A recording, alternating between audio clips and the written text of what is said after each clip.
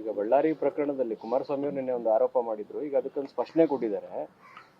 ಗೃಹ ಸಚಿವರು ಹೋಗಿ ಬಳ್ಳಾರಿಯಲ್ಲಿ ಸಭೆ ಮಾಡಬೇಕಾಗಿತ್ತು, DCM ಹೋಗಿ ಸಭೆ ಮಾಡಿದ್ದಾರೆ. ಅಂದ್ರೆ ಈ ಗೃಹ ಇಲಾಖೆನೇ ಅವರು ಒತ್ತುವರಿ ಮಾಡ್ಕೊಂಡಿದ್ದಾರೆ ಅಂತ ಆರೋಪ ಮಾಡಿದ್ದಾರೆ.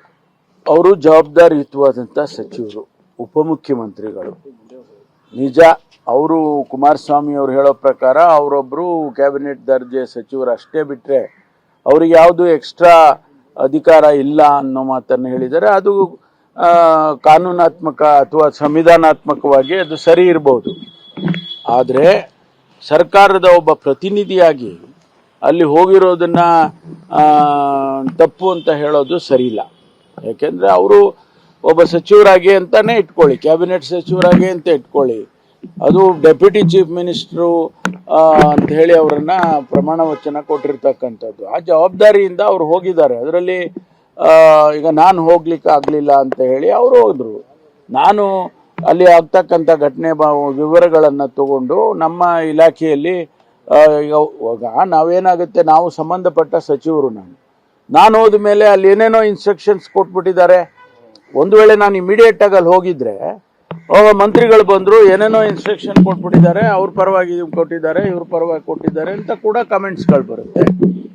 ನಾವು ಹೋಗುವಾಗ ಕೂಡ ಒಂದಿಷ್ಟು ಯೋಚನೆ ಮಾಡಿ ಅಲ್ಲಿ ಇನ್ವೆಸ್ಟಿಗೇಷನ್ ಯಾವುದು ಕೂಡ ಅದನ್ನು ತೊಂದರೆ ಆಗದಾಗೆ, ಯಾರಿಗೂ ನಾವು ಇಂಟರ್ಫಿಯರ್ ಆಗದಂಗೆ ತನಿಖೆ ಆಗಲಿ ಅನ್ನೋ ಉದ್ದೇಶಕ್ಕಾಗಿ ನಾವು ತಡೆದು ಹೋಗ್ತೇವೆ. ಯಾವಾಗಲೂ ಕೂಡ ಘಟನೆ ಆದಾಗ ಇಮಿಡಿಯೇಟ್ ಆಗಿ ಹೋಗೋದಿಲ್ಲ, unless it is really an emergency.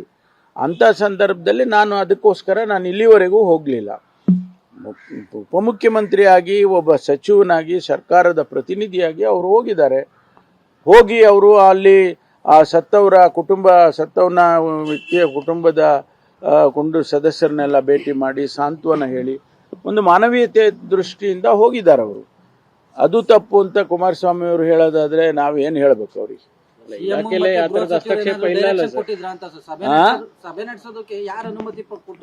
ಅನುಮತಿ ಏನ್ರಿ, ಸರ್ಕಾರದ ಪ್ರತಿನಿಧಿ ಅಲ್ವಾ ಅವರು? ಅದರಲ್ಲಿ ಈಗ ನಾನು ಹೋಗ್ತೀನಪ್ಪ, ನಾನು ಭದ್ರಾವತಿಗೆ ಭದ್ರಾ ಪ್ರಾಜೆಕ್ಟಿಗೆ ಹೋಗ್ತೀನಿ. ಅಲ್ಲಿ ಹೋಗಿ ನಾನು ಆ ಇರಿಗೇಷನ್ ಅಧಿಕಾರಿಗಳನ್ನ ಕರೆದು ಏನ್ರಿ ಆಗಿದೆ ಇಲ್ಲೆಲ್ಲ ಗೇಟು ಎಲ್ಲ, ಲಾಸ್ಟ್ ಟೈಮ್ ನಾನು ಹೋಗಿದ್ದೆ, ನಾನು ಅವಾಗ ವಿಚಾರ ಮಾಡ್ಕೊಂಡು ಬಂದೆ.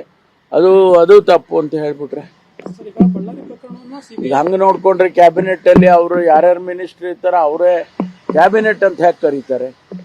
ಎಲ್ಲರೂ ಅವ್ರು ಬೇರೆ ಖಾತೆ ಇದ್ರು ಕೂಡ ಅವ್ರು ಭಾಗವಹಿಸ್ತಾರಲ್ಲ ಚರ್ಚೆನಲ್ಲಿ, ಅವ್ರ ಅಭಿಪ್ರಾಯ ಹೇಳ್ತಾರಲ್ವಾ. ಎಷ್ಟೋ ಸಾರಿ ಈಗ ನಾನೊಂದು ಖಾತೆಯಿಂದ ನಾನು ಒಂದು ಪ್ರಪೋಸಲ್ ತಗೊಂಡು ಬಂದ್ರೆ ಬೇರೆ ಮಂತ್ರಿಗಳು ಮಾತಾಡಿ ಅದನ್ನ ತಡೆ ಹಿಡಿಯತಕ್ಕಂಥ ಕೆಲಸಗಳು, ತೀರ್ಮಾನಗಳು ಎಷ್ಟೋ ಸಾರಿ ಆಗಿದ್ದಾವೆ.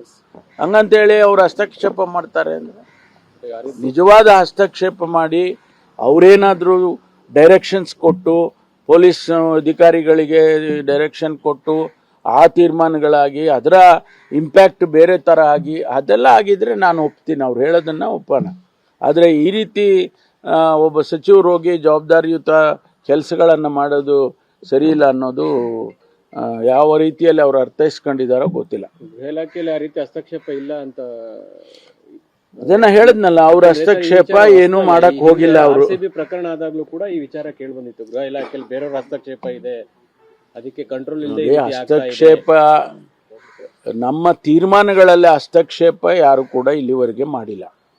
ಮುಖ್ಯಮಂತ್ರಿಗಳು ನಾನು ತೀರ್ಮಾನಗಳನ್ನ ತಗೊಳ್ತೇವೆ. ಅದಕ್ಕೆ ನಾನು ಹೇಳಿದೆ, ಈಗ ನಾನೇ ನೇರವಾಗಿ ಹೇಳ್ಬೋದಿತ್ತಲ್ಲ, ಏನು CID ಕೊಡ್ತೀನಿ ಅಂತ ಹೇಳಿ. ಆದರೆ ನಾನು ಮುಖ್ಯಮಂತ್ರಿಗಳನ್ನ ಯಾಕೆ ಅಂದರೆ, ನಾವೆಲ್ಲರೂ ಒಂದು ಜವಾಬ್ದಾರಿಯಿಂದ ಕೆಲಸ ಮಾಡ್ತೇವೆ.